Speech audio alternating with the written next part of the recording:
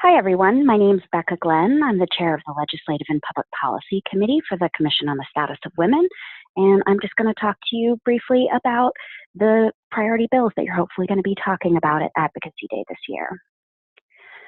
So the first bill, if you have come to Advocacy Day in the last session, you may remember it's an act supporting parents running for public office. So this bill would just define childcare while you are campaigning as a campaign expense.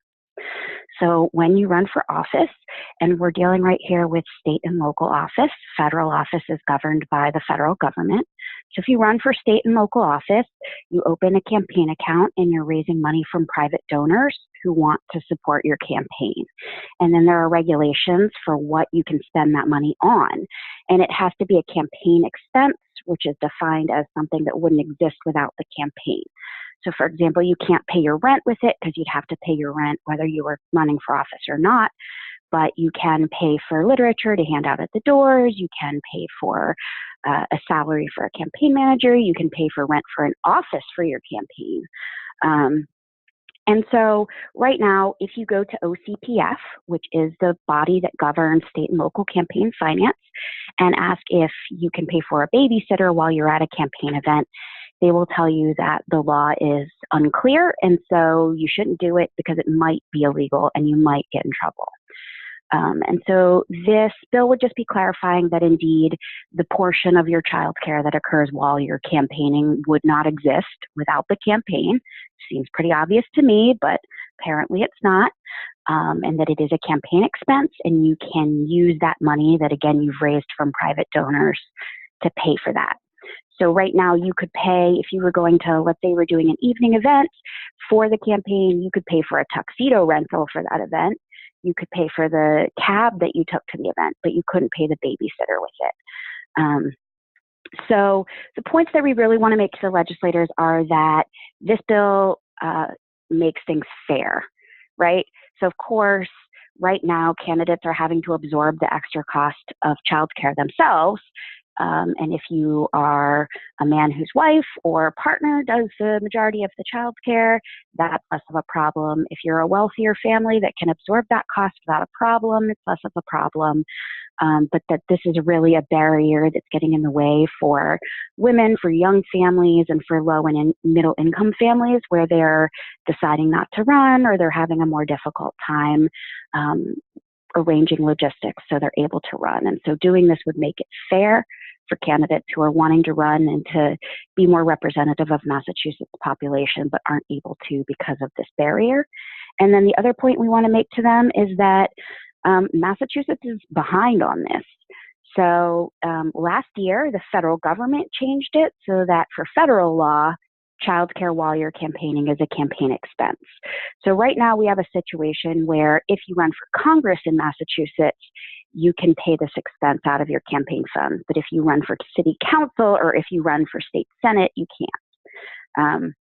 So this is simply bringing Massachusetts into line with federal law, and it's also bringing it into line with all the other states that have changed their own regulations since that federal ruling.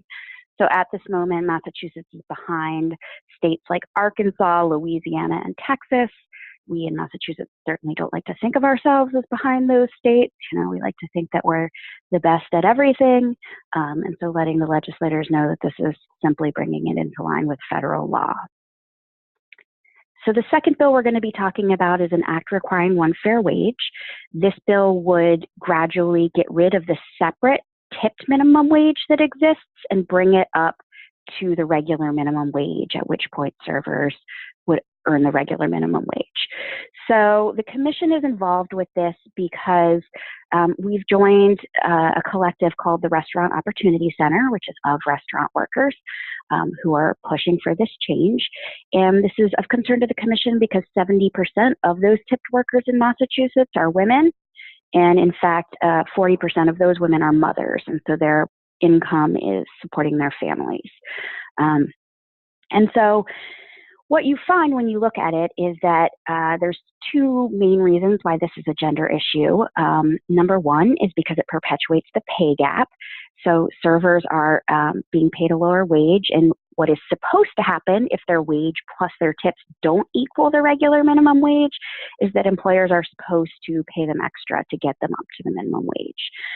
But what research has found is that there is widespread noncompliance on the order of something like 85% of employers not doing this, and there's no enforcement of it. So, of course, everybody knows a server who is making, $25 an hour at a steakhouse or whatever, but that's actually a tiny fraction of people who are working at the tipped minimum wage, and most of them are actually below the minimum wage, and they're not being topped up by their employers. So that's problem number one. Problem number two is that being subject to a tipped minimum wage doubles the amount of sexual harassment that you're subjected to. So what we find is that not only are servers having to just sort of let customers treat them in any way, because of course they're being paid for their work is dependent on the customers just deciding to voluntarily pay them for their work, rather than every other position in which if somebody does work, then you legally must pay them for it. And so they're having to ignore, even assaults and certainly inappropriate comments and poor treatment.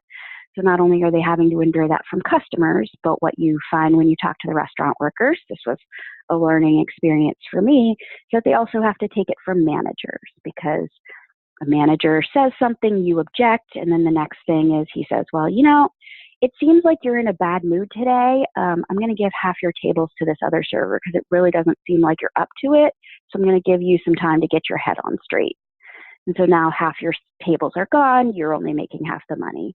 And then they also end up having to take it from the kitchen staff because somebody grabs you as you pass by and you object. And then next thing you know, the kitchen staff is purposefully bringing your orders up late or getting them wrong. And of course, they're continuing to get paid their same wage. But the server who's bringing it out to the customer, who's now angry because it's been so slow and their food is bad, is going to penalize the server in their tip.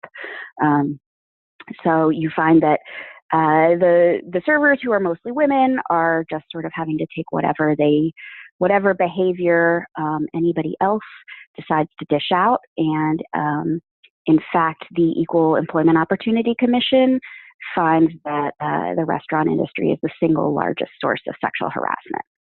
So these are the two reasons we need to do this, but we also want to stress to the legislators that we're not coming up with something new here, that in fact 7 states have already gotten rid of a separate tipped minimum wage. And what they found is that sexual harassment was cut in half. Poverty levels among servers fell by a fifth. And the restaurant industry is actually doing better in those 7 states than it is in other states. So if you're looking at the slide here, in that last paragraph, you'll see some statistics on growth rate and employment growth. And you'll see that those 7 states are doing better than the other states that maintain the tipped minimum wage. So the restaurant industry will not fall apart. We've already seen this, and we can do it here as well. And then the final bill we're prioritizing is an act to require sexual harassment prevention training. This bill, large portions of this bill were written by the Commission's chair, Nina Kimball, who's an employment attorney. So this bill amends a section of the law that applies to for-profit businesses with at least 6 employees. So this is a subsection of that law, and ergo, it only applies to those folks that this particular portion of the law applies to.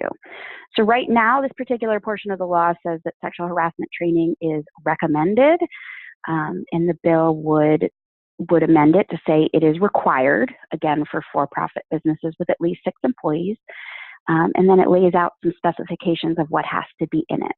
This is so that you don't have businesses doing what I've certainly experienced, and probably many of you have experienced, which is, you come in on the first day of work, they hand you all your paperwork, you're signing all of it, and one of the things is a page that says, don't sexually harass people, and this is who to tell if it happens. And you sign it, and you hand it back, and they call you trained.